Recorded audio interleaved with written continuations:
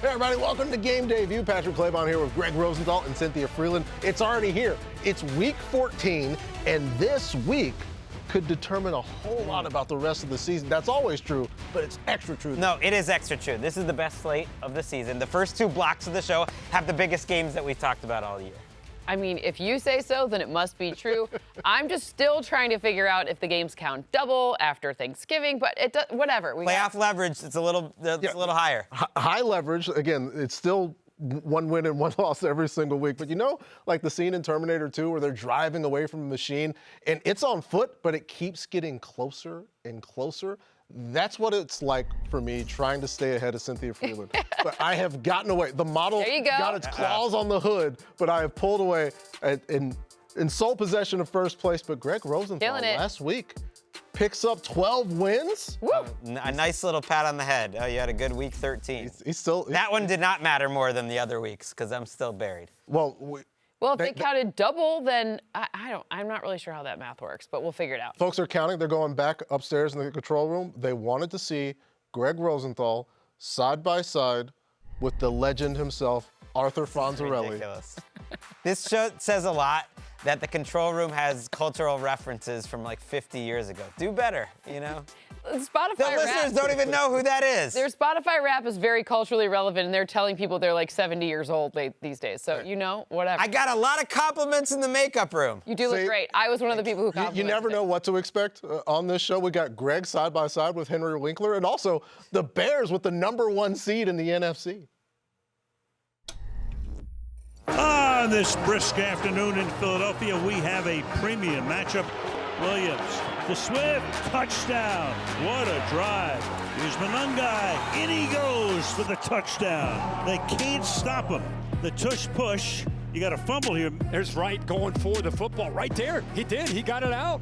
He freed it away. Got it away from Jalen Hurts. Williams rolling, throwing, open, making the grab. Touchdown. A lot of the Eagle fans are heading for the parking lot. And this Bears team should be fired up. This is a huge win for them to come on the road in Philadelphia.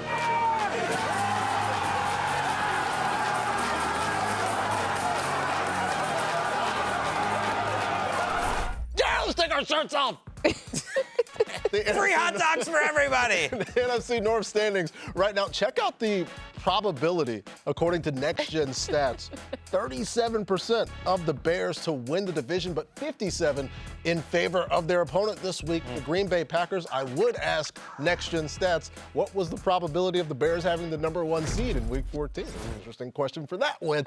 The Bears and the Packers meeting up Sunday in Lambeau. Chicago's won 5 straight. Green Bay has won 3 in a row. Who claims the North for right now on Sunday, Greg? The Packers take the division lead. I think those Next Gen Stats actually knew what my pick was going to be, and they worked that into the account. And you look at what Jordan Love does when he doesn't get pressured, and you look at what the Bears don't do well this season, and that's get pressure. They are bottom 5 in the NFL in terms of pressure rate, and when you watch these clips, one thing you will not see is Jordan Love getting a lot of heat. And when that happens, he's the best quarterback in the league.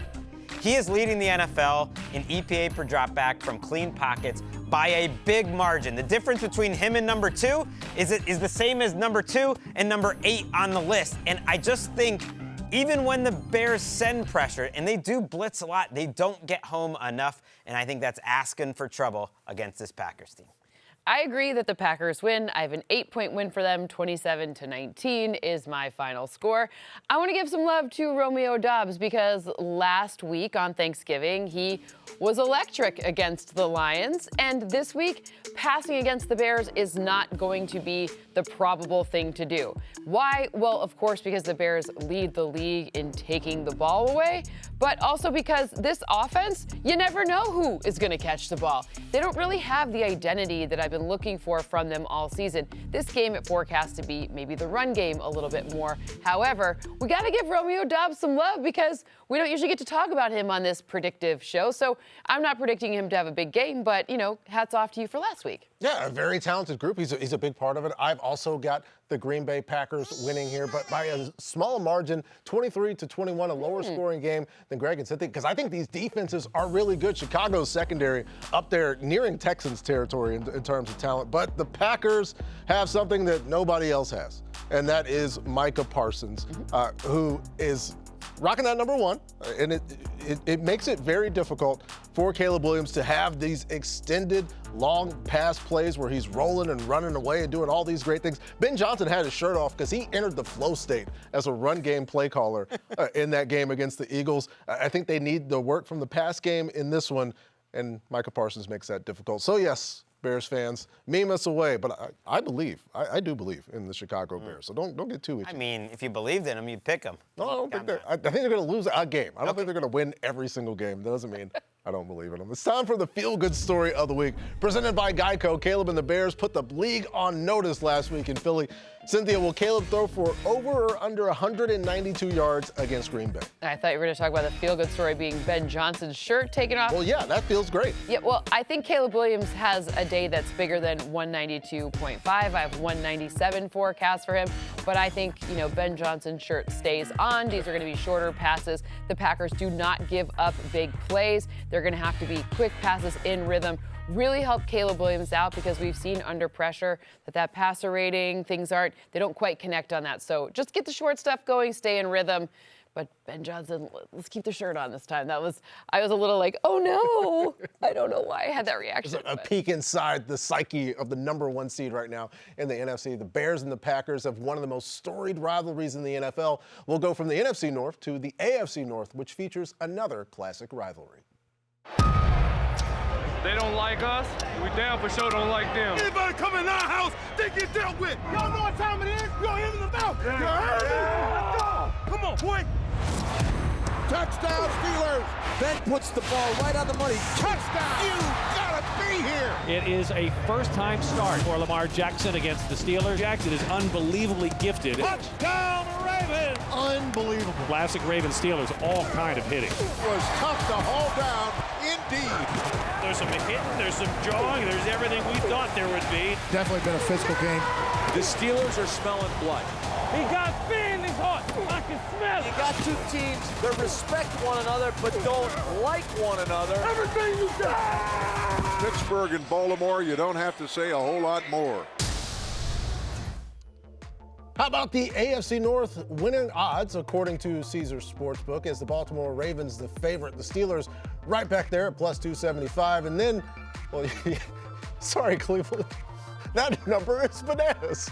Plus 30,000. The Steelers. Why even bother? And the Ravens squaring. I was not expecting that. Squaring off Sunday in Baltimore. The winner takes sole possession of better vibes and also first place in the North. Who gets both of those things, Greg? I think the vibes are with the Baltimore Ravens because the most consistent group in this entire game lately has been the Ravens defense of all things. Really over the last month, they've taken over. And when you think about the matchup against the Steelers, that will be low scoring. I have the Ravens winning 18-16. So I think that's too many points for the Ravens.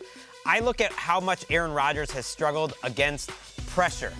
This year, he is dead last out of all qualifying quarterbacks in terms of success rate when he's under pressure. I mean, I looked. There was not anyone below him. If you want to extend it out, Russell Wilson was a little worse than him, but he doesn't qualify anymore. And when he's under pressure, also struggling in basically every other stat. Blitz rate, when he's pressured, like it's not happening for him. I think the Ravens send the house and that they get after him.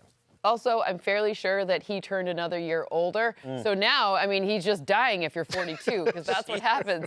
So Baltimore wins this one for me by 7, 26-19.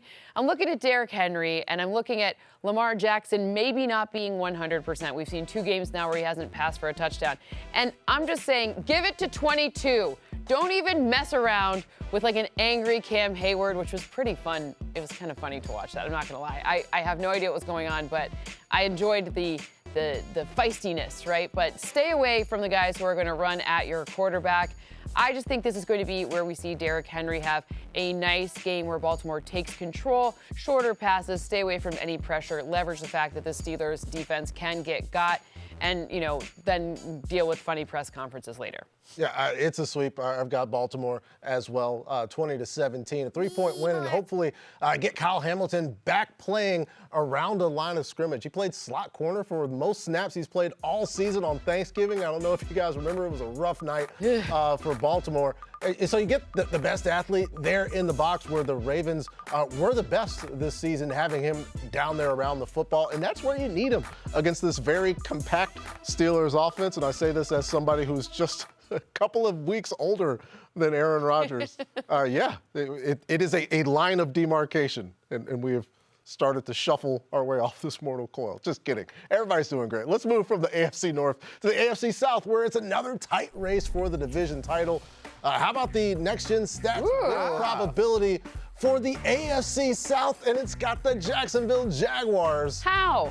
Right there. How? Whatever. We can talk about. Me and Next Gen Stats will have a chat later. It's the numbers. And the numbers say the Jags are going to win the AFC South 42% of the time. It's time for What's Ahead, presented by Credit One Bank. The Colts and the Jags squaring off Sunday for the first place spot in the division. Jacksonville has won 3 in a row. Indy has lost 3 of their last 4. The Colts' upcoming schedule gets very, very difficult. It's already difficult right now, Greg. What happens here? I think that schedule might explain the percentage for the Jaguars. I'm talking about Houston. I think Houston wins the division. I'm with you, and part of that equation will be actually the Colts winning this week, because then the Texans can get the sweep later. So I got the Colts winning, and it's partly because of what I saw last week out of Daniel Jones. If you just saw the final score, you would have thought he struggled in that game. But I think the Colts offense are ready to explode once again. A lot of good third and long plays from Daniel Jones in this game. That was against the Texans, and I was worried about his mobility, but I don't know. He's got some magic thing around his calf that is healing a fractured bone. I don't know how that works, but in general, it made me more confident that he's going to be okay moving forward. And you know what that means? That means he can be the demon slayer. That means he can be the curse breaker. The last time the Colts won a game in Jacksonville was 2014. Blake Bortles was the starting quarterback for the Jaguars. Chad Henne came into this game. Anthony Richardson was the leading rusher for the Indianapolis Colts. And yes, future Super Bowl champion Chad Henne eventually came in because it was a blowout. Andrew Luck did a lot of work. I mean, this is ridiculous. I love watching this footage, but it's time to end that streak like Daniel Jones ended the streak of the Colts losing in week 1 for all those years in week 1. So he's going to do it here too. I do have the Colts winning, but just by 1 point, 24-23. There are some confounding things. I'm not a doctor. That is what I've learned this week. There are so many surgeries / miraculous bone healing situations that I don't understand, including Daniel Jones. But I want to flip over to why Jacksonville keeps it closer. Can we give some love to Brenton Strange, please? The tight end who is probably maybe the most underrated that I've seen across the league at the position. I was doing a little work to see who's valuable this season that maybe we aren't talking about enough. These are clips that you're going to see right now, highlights of him catching the ball. You should watch what happens on run plays. You should watch what happens when he is not the subject of a pass. He's out there chipping, blocking, doing all of the things that you need him to do. So we're going to give some love to him here. I think he catches at least 4 passes. There's a little write this down here, additional write this down. But I really think we don't give him enough credit nationally. So here we are on this show. You're not an underdog on our show. We see you full dog on this show. Yeah, we got that dog in us. In fact, why don't we get a dog barking here? Because I will be all by myself. It takes the folks down in Duval, 24-22, Jacksonville Jaguars. The Jags defense has the tough task of stopping Jonathan Taylor. Fun fact, Woody marked 63 yards back in Week 10. That's the most anybody's run all season against Jacksonville. And so that frees up Josh Hines-Allen to be a problem in the pass game. Since Week 8, no one in the NFL has more pressures than Josh Hines-Allen. I think they bring him in on some stunts, get Dimes off of his spots because, we don't necessarily – he's just dealing with it. Bones are broken. They're healing. His sleeve's not doing it. I need these new doctors. His buddies from Duke figured out something that makes your bones not break. Let me invest. He's got bone grow. Since at Hogwarts. We're just getting started here on Game Day View. Up next, it's wild to say, but it's do or die time for Patrick Mahomes and the Chiefs. A must-win game against the Texans to keep their playoff hopes alive. Not them physically. Everybody's going to be fine. We're not that morbid on this show. Who's winning Texans Chiefs? Coming up next on Game Day View.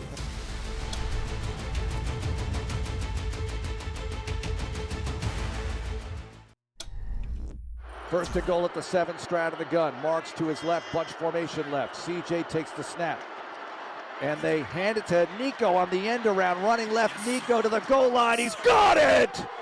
Nico takes it in for 6 from the 7.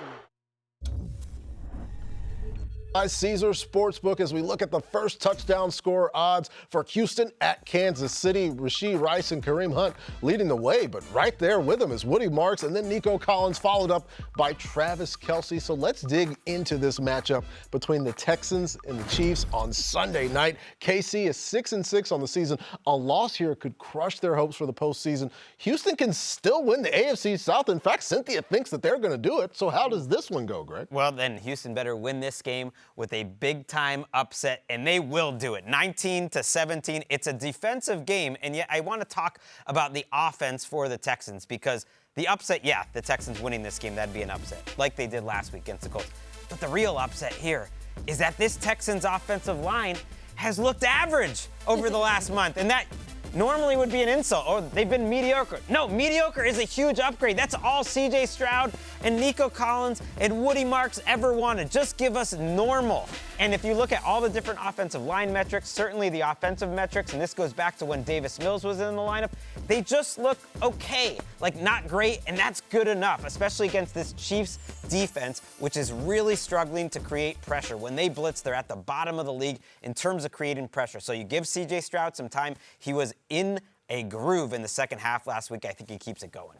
I agree with you, Greg. I also got the Houston Texans, and considering the way Kansas City has gone, I don't know if I feel like it's that much of an upset, although it is a 1-point victory for me, 21-20, because you're just asking Patrick Mahomes to do so much. He lives off extending dropbacks this season. He has 402 more yards than anyone else, either scrambling or making a play when the play breaks down. But did you see the protection against the Dallas Cowboys? He got pressured 35% of his dropbacks. Meanwhile, Will Anderson, Danielle Hunter, a big part of the reason the Texans, folks, have given up only 75 yards passing all season on extended dropbacks. It's a lot to ask Patrick Mahomes to do, Cynthia. Yep, okay, well, here we go. Give me the prime number. Me and the Chiefs, prime number. Here it goes. So excited about it. It's gone so well for me this season. 22-18, that is what the model says. Couple of things here are wonky data points for the Chiefs, as in how many penalties they're getting, especially offensive holding calls. That is not great, especially with 2, maybe 3 of their offensive linemen not 100% or playing one of the 2 things will happen. We'll know 90 minutes before kick. But here's the thing. Patrick Mahomes' ability to extend plays using his legs. You talk about extended dropbacks.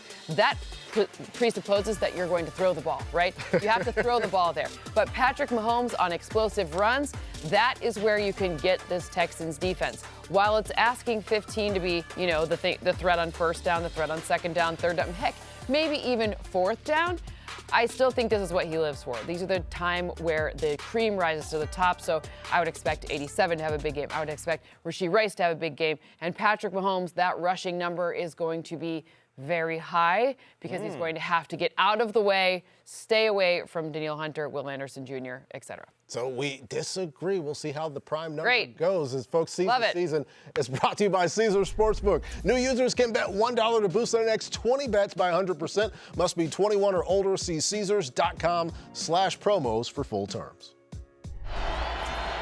Joe is ready. Begins scrambling right. Burrow throwing downfield for Hudson. Oh! He's got it! Wow! Touchdown, Bengals! Joe Burrow's first since returning from the toe injury. Oh, welcome back, Joe. Here is what things have looked like, including the playoffs for Joe Burrow and Josh Allen, although they play on opposite sides of the ball.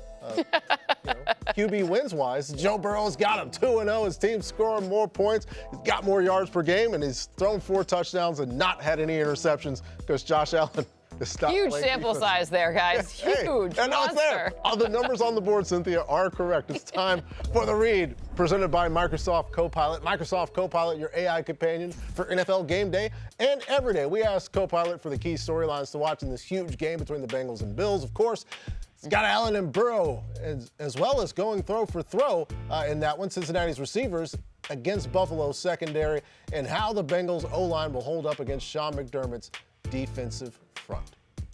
Let's dive into this matchup a little bit more as human beings. The Burrow and the Bengals need to win out plus get some help to sneak into the playoffs. Meanwhile, the Bills currently hold the number 7 seed. So which way are you leaning, Cynthia? I have a pretty sizable win for Buffalo, 30-23, slightly higher scoring than you might imagine. I know that the run game and, James Cook is a big deal, but I want to also talk about Khalil Shakir because I feel like it's always this throwaway line like, oh, yeah, the Bills are run. And then, sometimes Khalil Shakir will catch the ball. But you know what? Khalil Shakir has actually been extremely viable. Also, we're going to talk about Dalton Kincaid helping out there too, but ultimately he has been more than just a throwaway line. I'm going for who needs a light shined on them this week, and I want to shine that light right on Khalil Shakir. It's not like this Bengals defense is a real scary one when it comes to stopping the pass. No, are they going to get after Josh Allen? They only have 18 sacks on the season. So I'm just looking at this and saying, hey, let's give a little love to the receiver. I think he sees the end zone this week. Yeah, Khalil Shakir is deserving of love. I also have a Bills win. It's 27-24. I think they limit the opportunities for Burrow and Chase, especially considering the way that T. Higgins is going to be back as well. And yeah, they do it the way they did it last week against Pittsburgh Steelers. They hand the thing off to James Cook, who could be leading the league in rushing by the end of the week. Shout out to all those, you can't pay running backs because then they don't try as hard guys out there. Having a rough one there. The Steelers were powerless What do they against sound like again? Oh, you can't pay people. If you pay people, then you're going to have the kids in the factory wanting to eat food. So considering the way that Joe Brady was willing to give the ball to James Cook, I think they keep that thing going and have Cook leading the league in rushing, especially 22 personnel. He's got more yards than anybody else, and that's where the majority of his yards come from. He's going to get a lot of carries Sunday, Greg. Good job pulling that together with us laughing at you. I just want the whole rest of the show to be hosted by the guy who doesn't want James Cook to get paid. I have the Bills winning, but you know what? I like the Bengals to keep it closer than 5.5 in this game, so I will talk about one of the reasons they will do so. Chase Brown and this Bengals running attack, since that magical night when Joe Flacco entered the lineup, which is now about 7 games ago, the Bengals are 4th in rushing EPA, 3rd in success rate.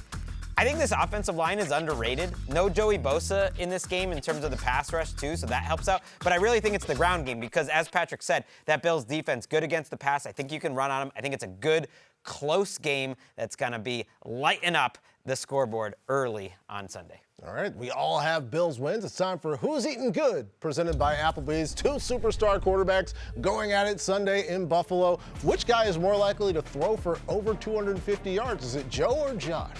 Both, but more likely would be Josh Allen for me in this one. I told you, I like the James Cook factor in this, but I also think you can target downfield against the Bengals. I want to see a few of those deeper passes. I'm pretty sure that people will be a little, Joe Brady's maybe not the favorite there in Buffalo right now. I think this is a chance to show how the passing game can really come together. All right, looking forward to that one. A great game with great players coming up, folks. The Eagles, though, they've lost 2 in a row. The vibes in Philly are not immaculate. Is it over for the Birds, or should we just pump the brakes a little bit? Santa Grinch, get a smile Get coming. angry. Jalen's squad has a huge game Monday night with the Bolts. Who's winning the primetime matchup? Our answer when we come back. Come back, guys.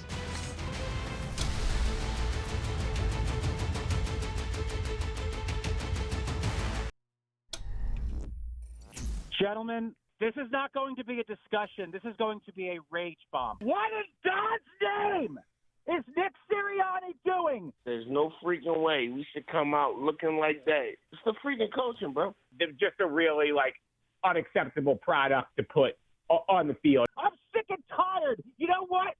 Our system is broken. I don't want to see this head coach anymore. I don't want to see this offensive coordinator anymore. This is what it was. An old school, old-fashioned whooping. That's what the Eagles got. Yeah, they're 8-4. The sky is falling in Philly. The Eagles have lost 2 in a row, and they've got a Monday night matchup with the Chargers. Jalen Carter is out while Justin Herbert is hoping to play after having hand surgery. Other than those folks hopefully getting the help they need, what do you think happens, Cynthia? I'm a little stunned. 22-20 Philadelphia. I hope that man is okay after this one, but I have just a 2-point win. Again, I'm a little disturbed. A.J. Brown has a bad matchup in this one, and that is typically where we see some sort of magic from him. The Chargers have been good at limiting these downfield receptions, but I think we have to see something happen here. I mean, I'm not going to talk about he who shall not be named because I don't want to inflame whoever that man is, and hopefully, you know, he gets a Xanax or something. But, you know, ultimately, I'm thinking that, you know, we'll see a little bit more creativity from this offense, and both Saquon and A.J. Brown, the stars will come out and do what the stars need to do. Yeah, I've also got a Birds win here, 28-21. I think the Philly defense does take obviously a significant hit without Jalen Carter. The Chargers score in the 20s, but the Eagles score more because protection has forced Justin Herbert to play hero ball. The last time a decent pass rush came up against him, he had his worst game against the season against the Jacksonville Jaguars. The Chargers have had 14 different offensive line combinations. I know this Birds pass rush can get after him. They've given up pressure on 41% of Herbo's dropbacks, Greg. Well, the 14th is going to be the magical number. They found one that works. It's Jamari Sawyer at left tackle. I love the Chargers in this game. I think they match up well. Give me that just Greg, and give me a big comeback on King Patrick, because I feel good about this Chargers defense. I really mean it. I like them in this game. I'm going to this game. They prevent the big pass, like Cynthia mentioned. Humble brag. They're healthy. I actually don't have tickets yet, but I am planning to go. Look, they are one of the best defenses in the league at making you work your way down the field, play by play. They kind of play that Fangio style. But you know who's not built for that? The Philadelphia Eagles. All they do is hit big plays. The running game is basically gone. And since they traded for Odafe Owe up front, they are healthier. And it's guys you don't know too, Tierra Tart, Deshaun Hand, who are healthier. They're healthier in the back end. And there's only one Justin Herbert. And he played pretty well with a freshly broken wrist last weekend. So now it's a week recovered. He'll be fine. Does he have the magic bone stuff? From Daniel Jones? All I'm saying is how does this happen? He won a game in the NFL last week where he had to hold his hand, which had just been broken. Who was he playing? Well, that was the Raiders. That's a fair point. Yeah, I don't know. I don't. It looked pretty broken to me. Yes. I'm just saying we didn't see him once under center after that. Yeah, Skelegro sales all the way up here in the NFL. Game expected to be low scoring according to our friends at Caesars. And why don't we check out the rest of the lowest totals as the Titans and the Browns leading the way at 34, Broncos, Raiders, and then that Eagles-Chargers game that we just discussed. So it's time for a 2-minute drill presented by the Wells Fargo Active Cash credit card. Let's make some quick picks here on the show. The Rams and the Cardinals in the desert. LA coming off a shocking loss in Charlotte. Does Sean McVay's squad bounce back, Greg? I think they do, and I think they even get over that big number because of the running game. I don't think the average fan really realized how good this running game is. They are first in the league in success rate by a lot, and that is not just Kyron Williams. That is Blake Corum, and I really love the push that I saw out of their offensive line. Even last week in Carolina, it was not the running game. They're going over 7 yards per carry, and that's what you need to do against Arizona, because Arizona's actually given the Rams some problems. They held them to 23 total points last year, and that's because they're good stopping the pass. I think the vulnerability for Arizona is on the ground, and that's where Corum especially will roll. All right, we are all on the Rams there. The Seahawks and the Falcons. Seattle trying to keep up with the Rams in the West. Atlanta has lost 6 of their last 7 games, but maybe, Cynthia, the model has seen something regarding coal stock fluctuations. Is there hope for the Birds? I don't know if Cyber Monday went so well for them because I think Seattle wins this one going away. 27-19 is my score. I just wanted to remind everyone that despite not catching a single downfield pass, so 10-plus yarder last week, Jackson Smith and Jigba still leads the league by over 300 yards in such receptions. Just remember they're very good, and A.J. Terrell, who is the best corner for the Falcons. Other than Teteroa McMillan, he doesn't really travel with teams number 1, so there's going to be a lot of space for JSN to keep getting those downfield targets and turn them into touchdowns. I just like Greg's score. Yeah, that's 30-11. That's a Kirk Cousins type of score.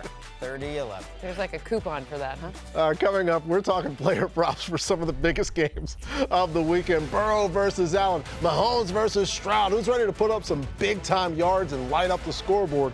We'll tell you when we come back on Game Day View.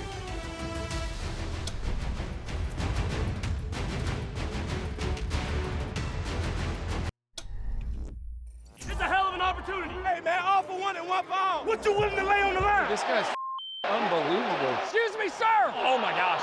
Gosh dang it. Jesus criminy. You disrespect one of my passes like that again, we're going to have a Problem, right? Y'all better get that boom out my face. My bad. I just tried to hit you in the face. My bad. It's okay, Dad. Take a sip of your sippy cup. Why you say that? Because it's right here. Oh. Free buffet! Free buffet! Taco toast. All right, vodka, we're good. Who they come to see, box office? Yeah! You the best in the world, boy. You like that? So let's take a look back at some of the picks we have in these huge games. The only little bit of difference is Cynthia's got the Kansas City Chiefs winning against the Houston Texans, and I have chosen to ride with the folks in Duval. Time for some more or less, as we've got some star-packed matchups this weekend. Let's dive into player props for these big games. So the foam fingers have made their way on the show. We'll start with the Bengals and the Bills. Joe Burrow, 23.5 completions. What do you think in relation to that number, Cindy? Well, I do know that it is harder to pass on the Bills than it is to run on them. However, this is Joe Burrow we're talking about here, and Jamar Chase is there, right? So there we go. I have more than that. Now, I think that in this game in general, the run game is a smarter option for both teams, meaning I don't think there's going to be as many passing opportunities. So 23, but don't go crazy with it. Like 24, 20, keep it in the 26, 27 range. Don't go any higher than that. All right, let's go over to the other quarterback, Greg. Will Josh Allen have over 2.5 total touchdowns, passing, rushing, however you want to get there, more than 2.5? Oh, it's cute how people have broken out. Oh, the Bengals defense, it's a little better. Yeah, better than the worst defense I've ever seen. You think they're keeping him under 2.5 touchdowns? No way. Josh Allen, you're getting the rushing touchdowns, by the way, here. That either one's counting. It's total touchdowns. Total. And so I think in the red zone, you could see him, running the ball quite a bit because they're pressing that Josh Allen button, and you're going up against a couple rookie linebackers. And yes, the Bengals defense has been better. That's a 2-game sample size. How about the 136-game sample size that is Josh Allen's career? Let's go over to the Bengals offense. Jamar Chase went over 100 yards last week in Joe Burrow's return, more or less than 84.5 yards receiving against the Bills. And I'm going to go with that. He's tied with Puka Nacua for the most receptions out as a wide receiver. We know how dangerous he can be after the catch as well. I think the Bills would be great. They would feel spectacular. Like, oh, we held Jamar Chase to 84.5 yards. Yeah, I think he goes over that number, albeit in a loss for the Cincinnati Bengals. So let's move to the Texans-Chiefs. Game on Sunday night in Arrowhead. Lots of star power there. Let's start with the biggest one. Patrick Mahomes, Cynthia, more or less than 237 yards in this game.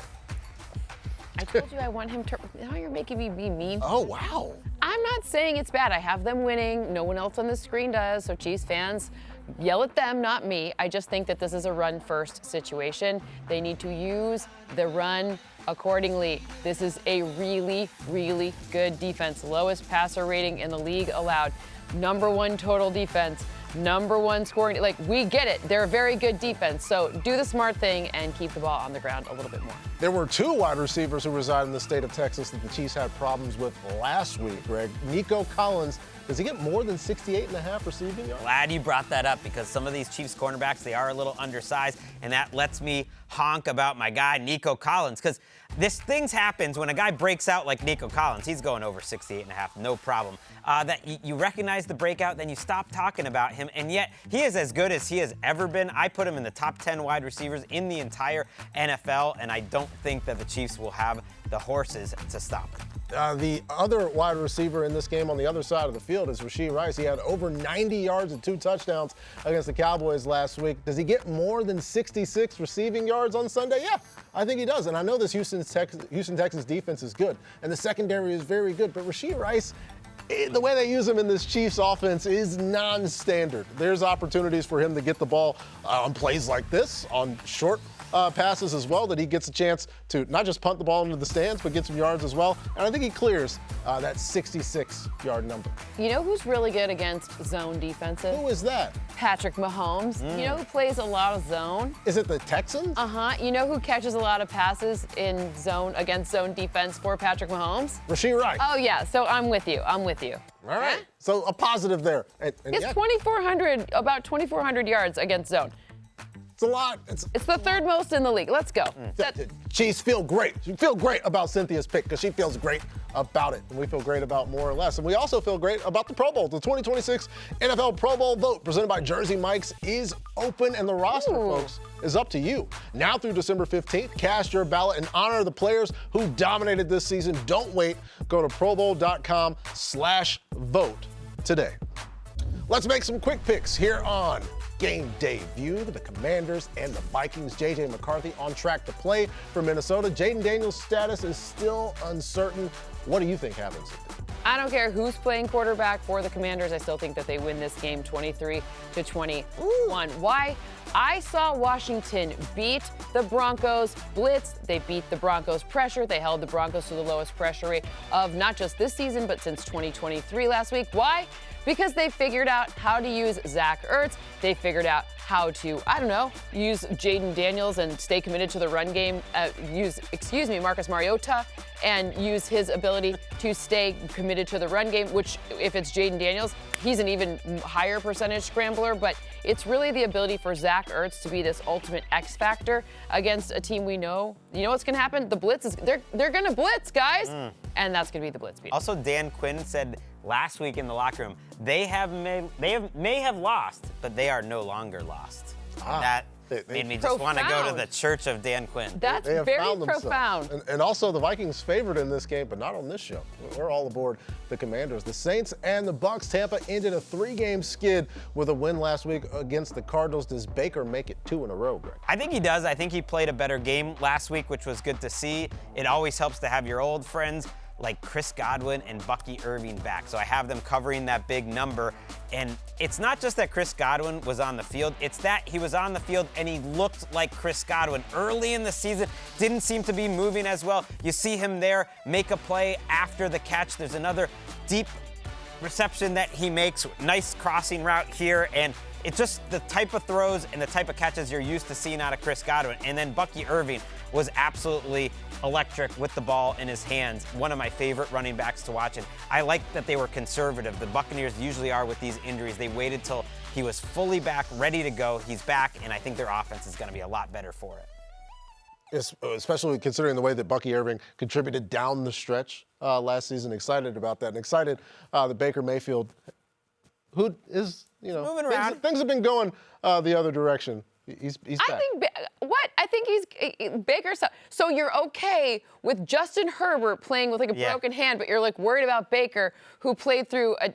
Listen, I don't know. I'm not okay with doctor. The eye test said he played pretty well last week. But the eye test, famously, not medically advised. When we come back, Bo and the Broncos on a 9-game heater, but the Raiders nearly beat them just a few weeks ago. Does Denver need to be on upset alert in Sin City? Our picks, don't spoil it. The Raiders. Our picks for things that are not the Raiders coming up next on Game Day. It's not a spoiler. The Raiders are bad.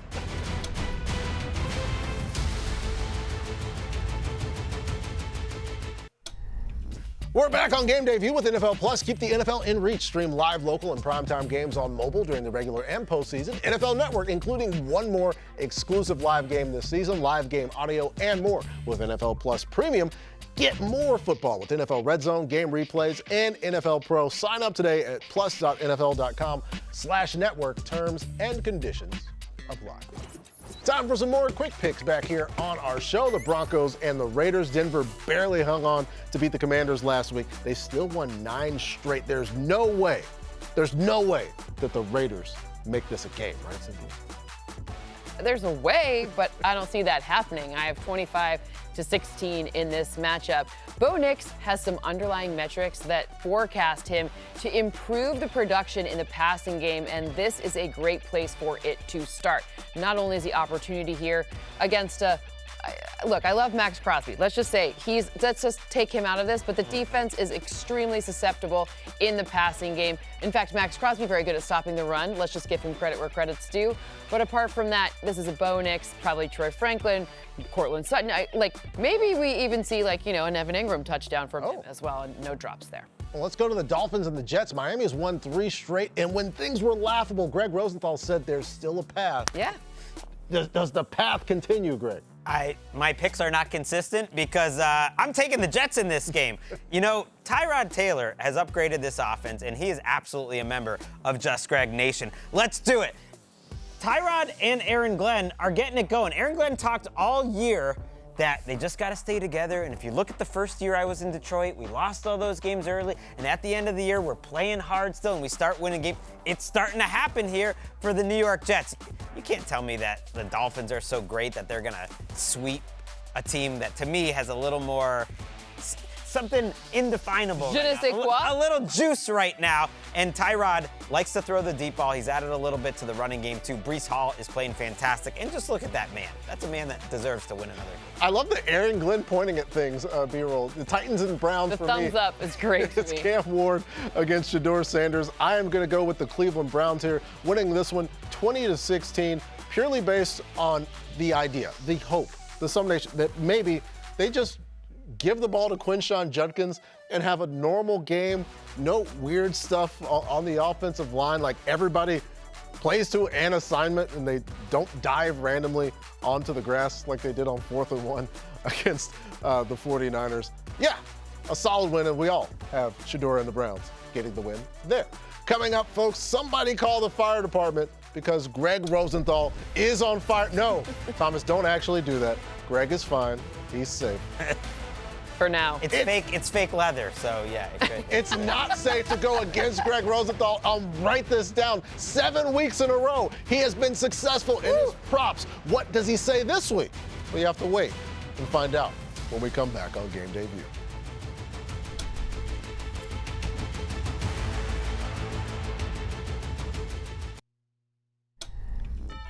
Sunday at 9 a.m. Eastern, get ready for kickoff with Rich Eisen and the rest of the crew, including right there next to Steve Mariucci and Colleen Wolf. It's our very own Cynthia Freeland.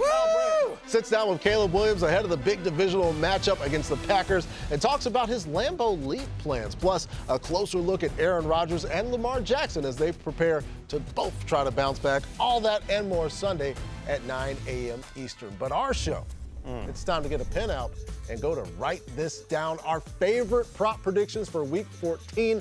7 is half of 14. Greg is on fire right now. What is it, Greg?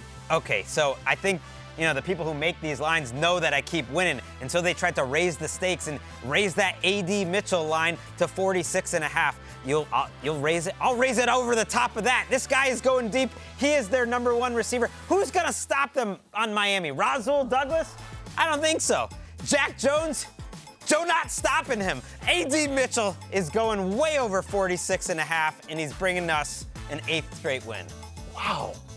A.D. Mitchell again. I'm going back to the well. Look at that. Dance with who brung you.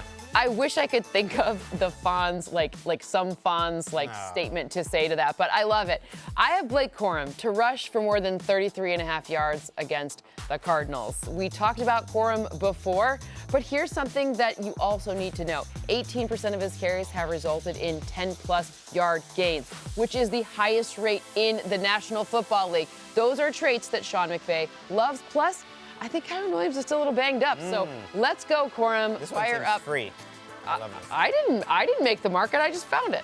Yeah. Actually, our researcher found it, but I asked him to find it. I'm gonna get risky because this number feels big, seeing as how things have gone this season. But Saquon Barkley goes over 70.5 rushing yards against the Chargers Monday. I think back to that game against the Jags where Bayshul, Tootin, and Travis Etienne went off. I think Saquon has a nice game, and I think the folks upstairs, well, one, they love doing this show, but also they love this split screen of Arthur Fonzarelli and Greg Rosenthal.